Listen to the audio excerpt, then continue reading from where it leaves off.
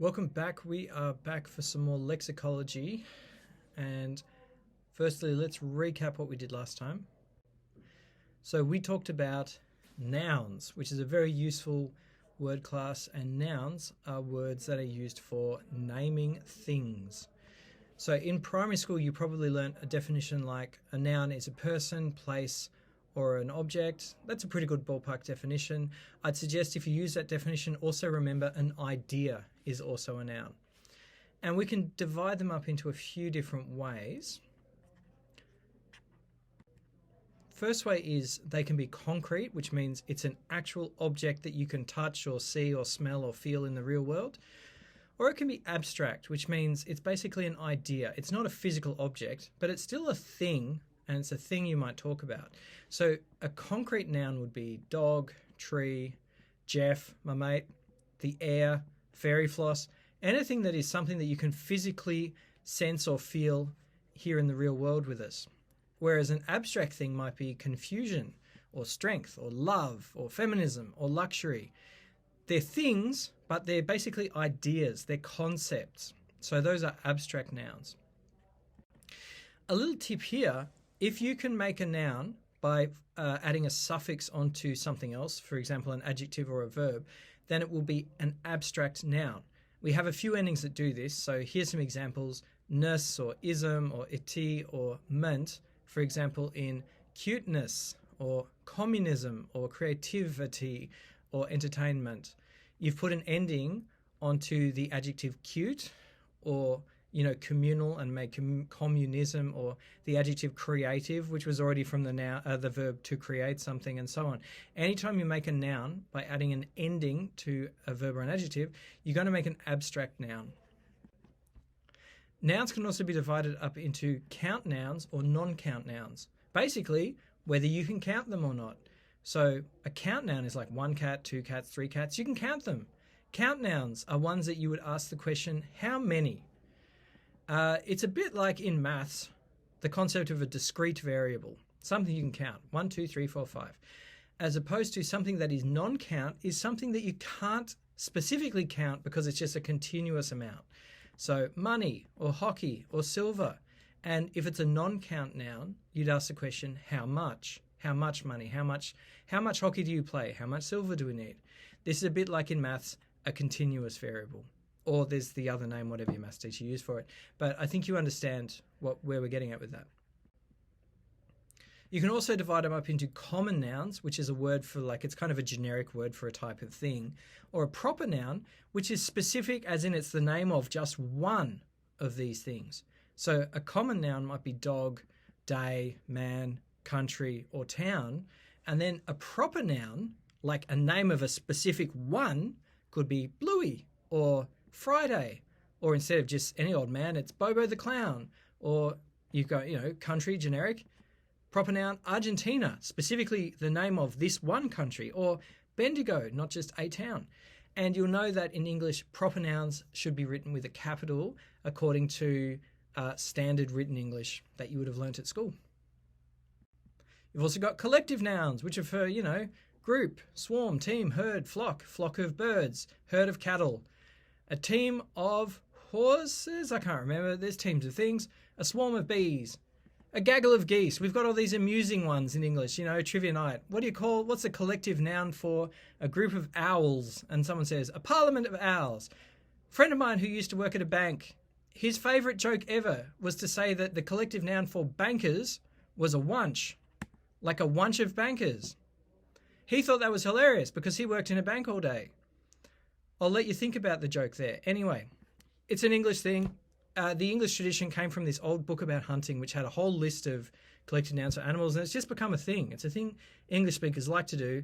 Pride of lions, parliament of owls, gaggle of geese, a murder of crows, all these collective nouns we like to make up for various animals that you don't really need, they're just fun. We also talked about adjectives. Adjectives are describing words. We're not going to talk too much about them right now, just that they describe nouns specifically, and they can go before the noun or after the noun. So you can say, this is a young person, or you can say, this person is young. And later on, we might talk about some of the different effects that can have in the style of your writing. Anyway, enough recap. Let's get to the new stuff. Alrighty, pronouns.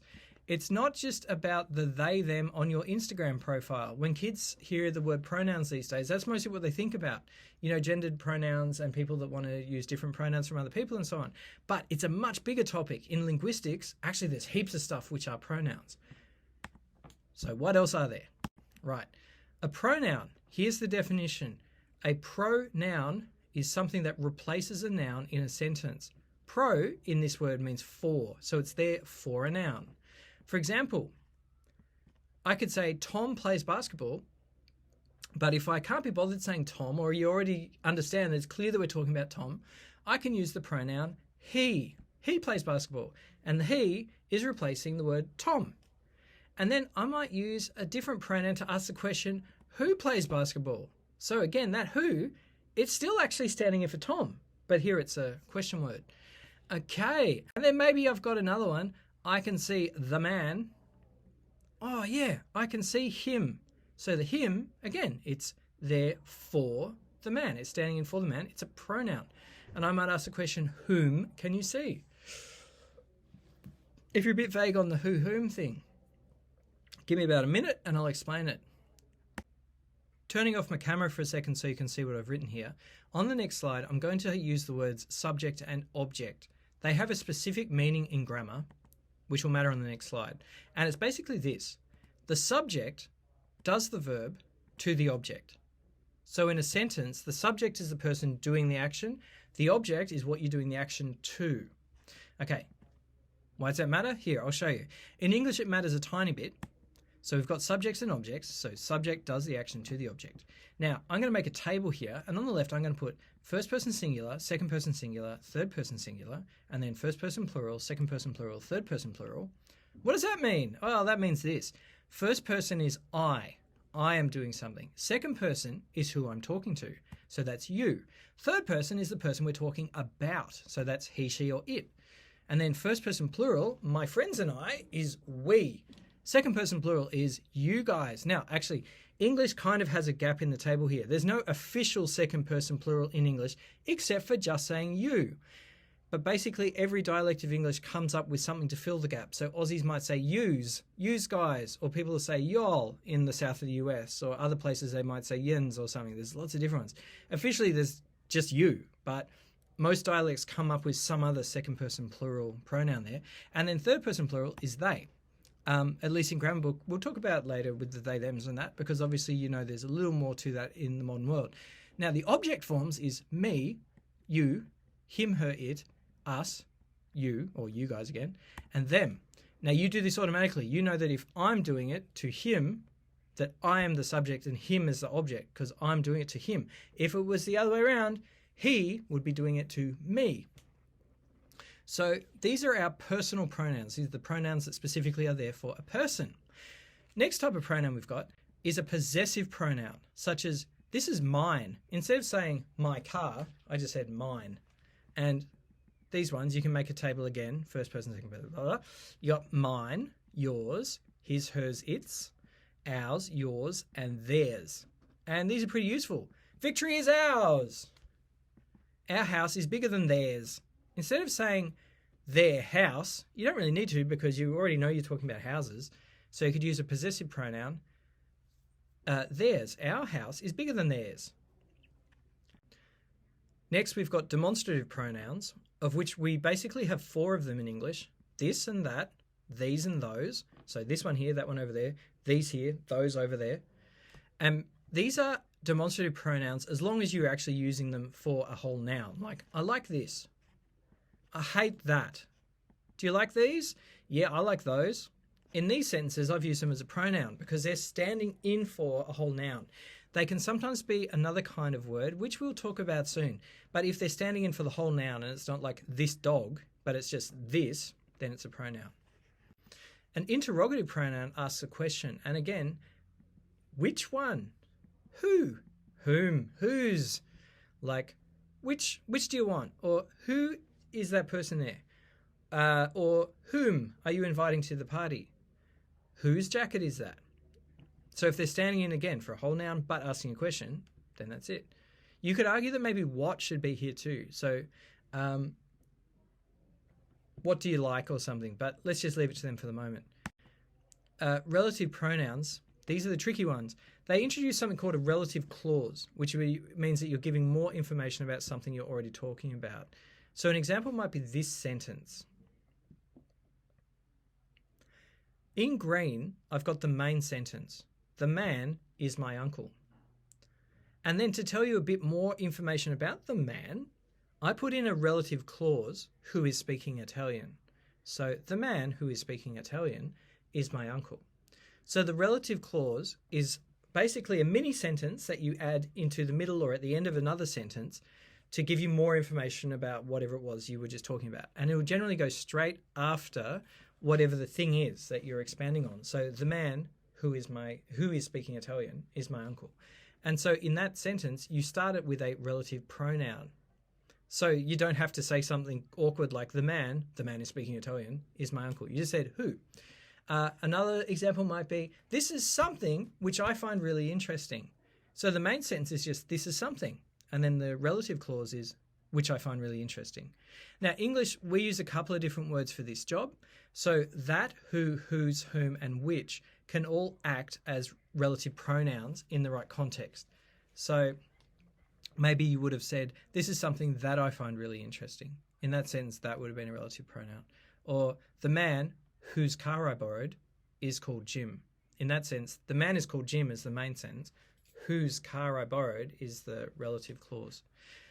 Okay, and then the last type are called indefinite pronouns. So these are pronouns that can basically stand in for a whole bunch of things that you're not specifying. And it's a really big group because it's all these words like all and any and anybody and anything and each and everybody and few and many and none at all, such as all is well, all are home again. I didn't say the kids, I just said all are home again. Pick one, any will work. Is anybody here a doctor? Anything is better than nothing. These are all indefinite pronouns. So in the orange example there, is anybody here a doctor? The anybody is a pronoun. It's standing in for some person who may happen to be a doctor, but it's also giving extra information about, is one of these people out of this whole group. These are really useful words. Call the kids and give each a spoon, and we're going to have an egg and spoon range. Many tried, but few survived, and none succeeded. I'm sorry, the word none is behind my camera there. On the next slide, I'm going to show you a great big table that has a whole bunch of indefinite pronouns you can put into like a nice sort of arrangement to help you understand what we're talking about here. This isn't even all of them. It's just a whole bunch of really useful ones. I'm going to turn off my camera so I don't block the table.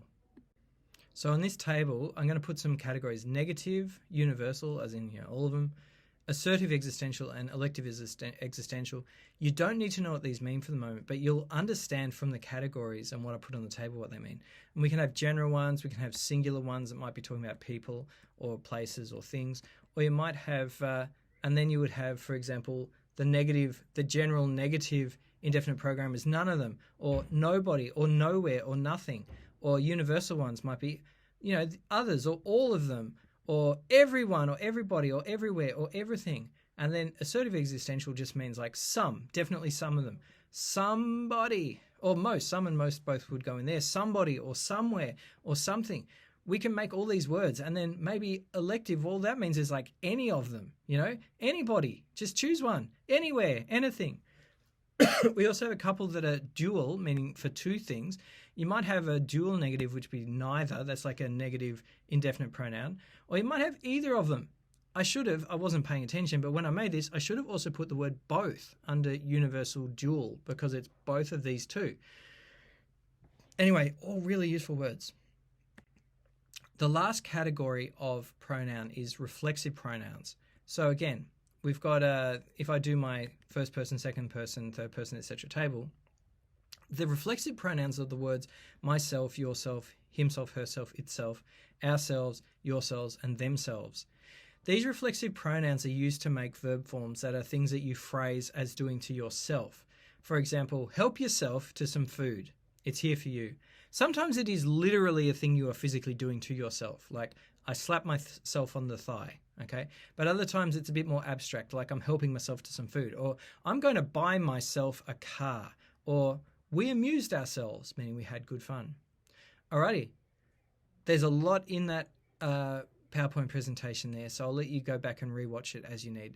For the moment, that'll do. Have fun. See you later.